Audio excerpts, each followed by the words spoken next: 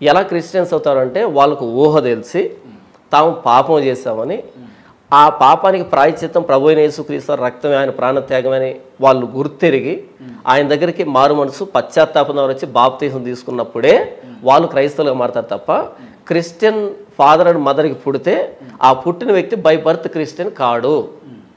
ఇది క్రిస్టియన్ విశ్వాస ప్రకారంగా. కాబట్టి నేను బై బర్త్ క్రిస్టియన్ కాదు. నేను 2011 జనవరి 31 తారీఖు సాయంకాలం 6 గంటలకి ప్రభువైన యేసుక్రీస్తుని బాప్తిసం రూపాన్ని అంగీకరించడం ద్వారా నేను క్రైస్తవున్నాను తప్ప బై బర్త్ క్రిస్టియన్ కాదు. నేను 2011లో మీరు బాప్తిసం తీసుకున్నారు. అవును, రైట్. అవును. అంతకుముందుకు మీ పేరేంది?